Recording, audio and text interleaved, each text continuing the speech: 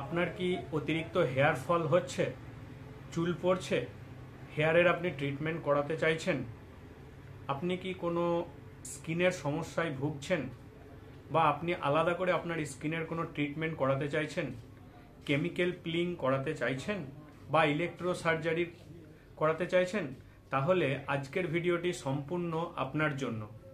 আজ আমরা এমন একজন ডাক্তারবাবুর তথ্য নিয়ে হাজির হয়েছি যেটাতে আমি পূর্ববর্তী যে সমস্ত সমস্যাগুলো বললাম সব কিছুর সমাধান পেয়ে যাবেন। হ্যাঁ, আজ আমরা আলোচনা করব বর্ধমান শহরের একজন প্রখ্যাত skin specialist doctor Jolly Seth ম্যাডামকে নিয়ে।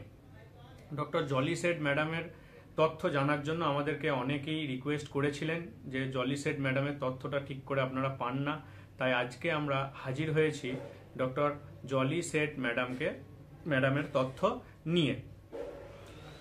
ম্যাডাম কোথায় বসেন, কবে কবে বসেন, কখন কিভাবে দেখাবেন, সমস্ত কিছু আপনাদের সাথে এখন আমি শেয়ার করব। প্রথমত হচ্ছে ম্যাডাম বসেন সোমবার এবং মঙ্গলবার।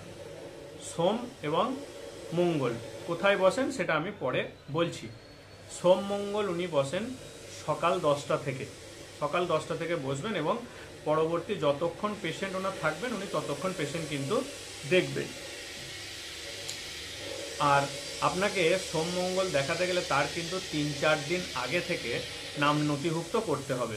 আপনাদেরকে ফোনে নাম লেখাতে হবে। তার ফোন নাম্বার আমি আপনাদেরকে স্ক্রিনে দিয়ে দিচ্ছি। এই যে স্ক্রিনে আপনি যে নাম্বার দেখছেন এই নাম্বারগুলোতে ফোন করে আপনাদেরকে নাম লেখাতে হবে। মিনিমাম 3 থেকে 4 দিন আগে থেকে নাম লেখাতে হবে আপনাদেরকে, না হলে কিন্তু দেখানো কিন্তু খুব মুশকিল। ম্যাডামের ফিজ 600 টাকা। ম্যাডামের ফিজ হচ্ছে 600 টাকা। এরপর আসি যে ম্যাডাম ঠিক কোন জায়গাটায় বসেন। ম্যাডাম বসেন যে ক্লিনিকে, সেটার নাম হচ্ছে দি আরোগ্য। এটি হচ্ছে ঠিক আপনার বর্ধমান নার্সিং হোমের ঠিক অপোজিটে। এবার আপনি যদি আমি আপনাদেরকে যদি আপনার ল্যান্ডমার্ক বলি, তাহলে ল্যান্ডমার্ক বলতে গেলে অঙ্গন বিয়েবাড়ি বলে একটি বিয়েবাড়ি আছে, সেই বিয়েবাড়ির কাছেই অপোজিটে। বা ওই যে বললাম আপনাকে বর্ধমান নার্সিং হোমের ঠিক উল্টো দিকে। বা তার থেকেও যদি আরো ভালোভাবে আরেকটা ল্যান্ডমার্ক আপনাদেরকে বলি, C2 মানে ক্যান্টিন 2 যে রেস্টুরেন্ট আছে সেই রেস্টুরেন্টের ঠিক পাশেই হচ্ছে দি আরোগ্য ক্লিনিকটা। ঠিক আছে, এবার আপনি যদি স্টেশনের দিক থেকে আসেন, তাহলে স্টেশনের দিক থেকে এলে আপনাকে বিগ বাজার ক্রস করে যে রাস্তাটা হসপিটালের দিকে আসছে সেই রাস্তাতে এলেই হবে। আর আপনি যদি বীরহাটার দিক থেকে আসেন, তাহলে বীরহাটার দিক থেকে এলে আপনাকে হসপিটাল থেকে যে রাস্তাটি স্টেশনের দিকে যাচ্ছে সেই রাস্তাটা দিয়ে আপনাকে আগাতে হবে। এই হলো ডক্টর জলি শেঠ ম্যাডামের সম্পূর্ণ তথ্য। আরও যদি কিছু জানার থাকে আপনারা আমাকে কমেন্ট করুন, আমি সমস্ত তথ্য আপনাদের কাছে তুলে ধরবো।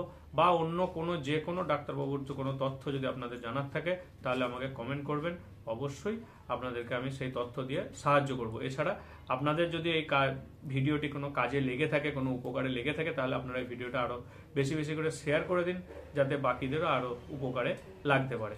ধন্যবাদ, ভালো থাকবেন, সুস্থ থাকবেন। হাজির হব পরবর্তীতে আবার অন্য কোনো ডাক্তারবাবুর কোনো তথ্য নিয়ে।